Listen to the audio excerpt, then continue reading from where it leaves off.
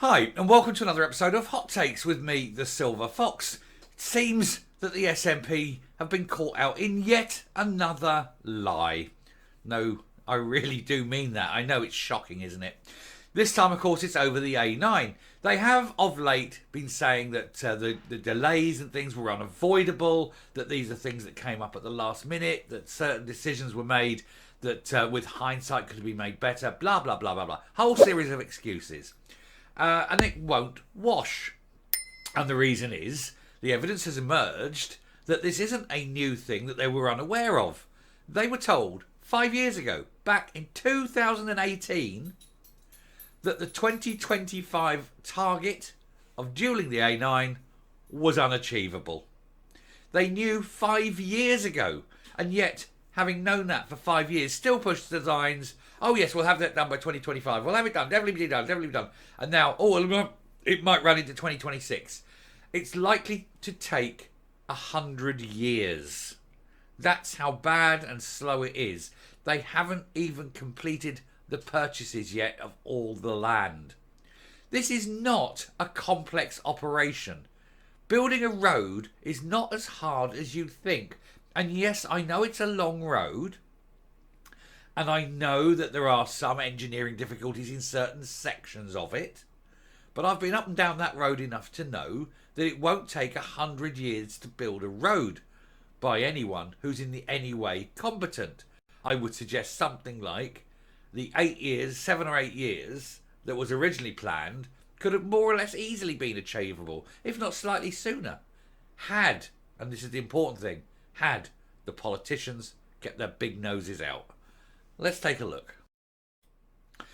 Right, before we get into it, I'd like to ask all the regular viewers who are yet to subscribe, please do so. We're going to try and get to 9,000 before Christmas. We've got just over a week.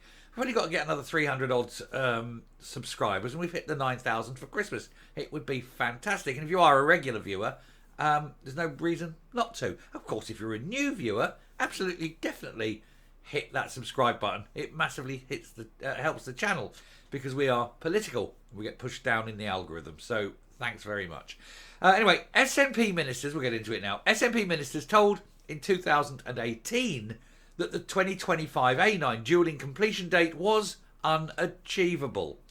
And of course, it will be if you haven't done all the groundwork, if you haven't bought the land, you haven't got the compulsory orders in where necessary, where you haven't even got the plans, the engineering plans planned, you haven't worked out what the phases are, you haven't worked out the costings, you haven't got the contracts in place. All those years ago, these should have been done. These are the first things you do in any major scheme like this. You get your ducks in a row before you dig the first spadeful of soil out. Not the SNP, bunch of absolute cowboys. The Scottish Government paused the dualling of the road between the Highlands and Perth indefinitely this year due to high costs. High costs brought about by their constant changing and interference and not letting the contractors just get on with the damn job.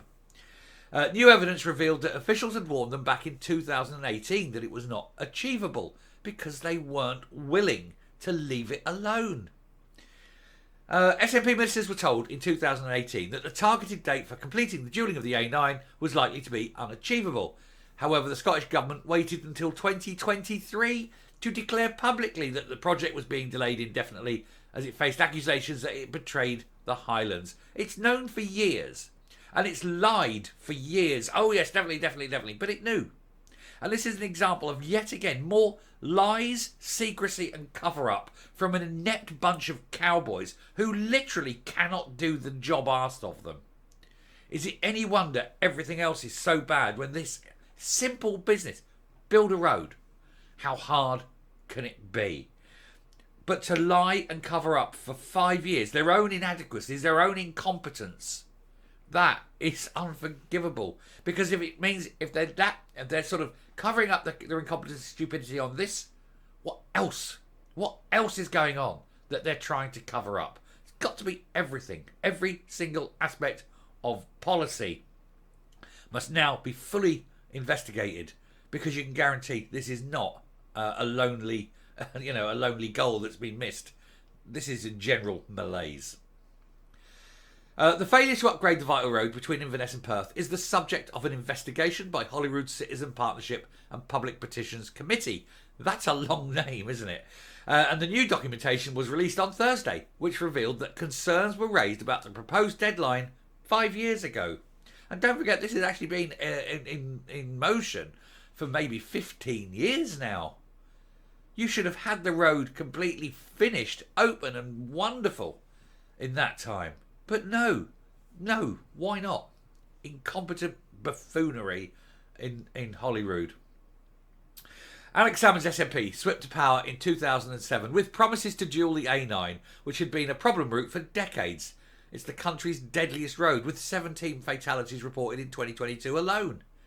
But since the Nationalists have been in government, only 11 miles have been dualled, leaving 77 miles of road still to be upgraded. Now that, given how long it's taken to do the 11 miles, just extrapolate that, and at that rate of advancement, it's going to take a century to dual a road. 100 years. This is a joke. It's a joke government filled with incompetence, because none of them can do their job. None of them are willing to sign off on things. None of them are willing to actually do what they're been put in power to do, because they're all either A, scared, B, incapable, C, incompetent, or D, corrupt, or often a mixture of all of those things. In the new evidence provided by the government, it was revealed that officials told then Transport Secretary Michael Matheson, don't have to say too much more then, do we, that a 2025 target date would be unachievable. And did he do anything about it? No. And why not? Because he's Michael Matheson, quite incapable of doing anything in no matter what role he is given, except that of being a father. He's a truly excellent... Failed in that as well. Throwing his children under the bus. You know, unbelievable, isn't it? Anyway, they say it would be unachievable if they tried to use private financing to progress the project. An extract from a 2018 Cabinet paper stated that the forward capital plan assumes one further capital-funded A9 project after Luncarty and Burnham in order to maintain momentum and economic activity, recognising the time it will take to develop and procure a private finance solution for the remainder of the A9 road. Now, how can you have a privately financed A9 road? They can't charge you to use it. You know, it's not as though it's going to be, a toll road. So how is the private financing going to get its money back? Now, obviously, what you do is you just say, build it. You get the contractors and say, just build the road. And you tell the contractors to get on and do it. And you put them on an all-risk basis. Now, you pay them slightly extra, but they do an all-risk basis. And off they go. And then what you do as a government is you stand back and you keep your mouth shut, and you don't ever talk to the contractors until the contractors are handing over the key. And it's as simple as that. And it gets done. And it's in the contractors' interest to get that road done quickly so they can get on to their next job and earn even more money. None of this dicking around and taking 100 years to build a road. But this is the SNP. Honestly, couldn't shut a door without 3 committee meetings. Anyway, in December 2021, a discussion paper, a later deadline for the project to be completed was put forward with 2 options for ministers, either privately financing it or using public money. And it has to be public money from day one. And as long as they can accept that, you can get on and do it. It's not hard. How is it possibly this hard? It was revealed that the earlier completion date for the former would be 2032 or 2034 using capital cash. This would cost either 7.1 billion if the government went private, or 4.5 billion if it used its own funds. I think, therefore, it's obvious you use your own funds and pay 4.5 billion and get it built. But even then, they're still saying it's 2034, not 2025. That's an extra 9 years. You should be able to do the whole bloody road in 9 years. It's a joke, isn't it? Anyway, this would the then Transport Secretary, because they keep chopping and changing them because they're all useless and they don't leave anyone in a role long enough, because they leave them in the role long enough just to show how shit they are, and then they move them somewhere else to see how shit they are in that role, until eventually they're shit in every role. And then what happens when you're shit in every role? You become the First Minister. Anyway, Jenny Gilruth told the MSPs in February that the project was being paused after the Tomatin to Moy procurement process collapsed due to high costs.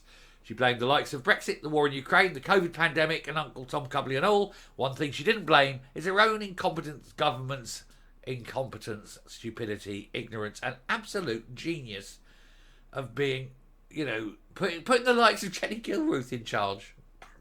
But, I mean, the thing is, how bad can it go? You have Michael Matheson, you have Jenny Gilruth. I mean, honestly, it's almost as though you go to the local lunatic asylum and say, hey, do you want to be an MSP? Oh, yeah, okay.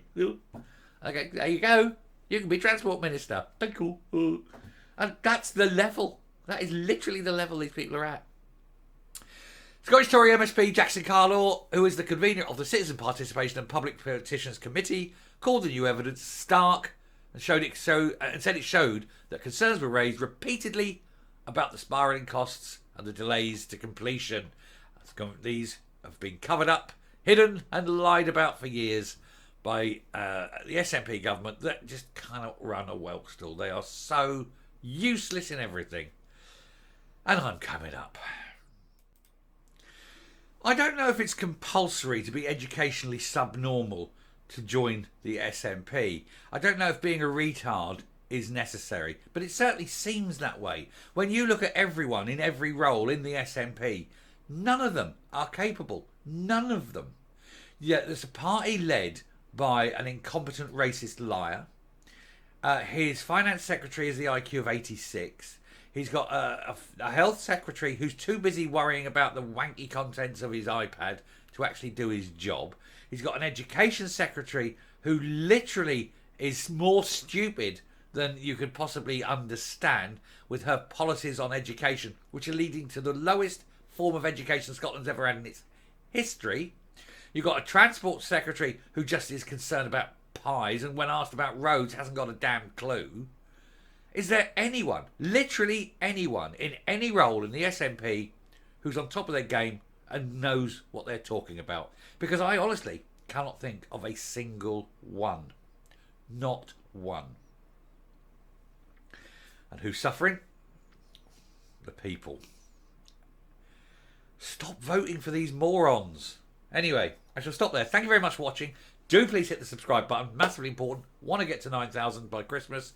And have a great day. We'll keep an eye out for the next video. Like I say, there's lots of them. So until next time, stay safe, stay well, and I will speak to you later. Bye.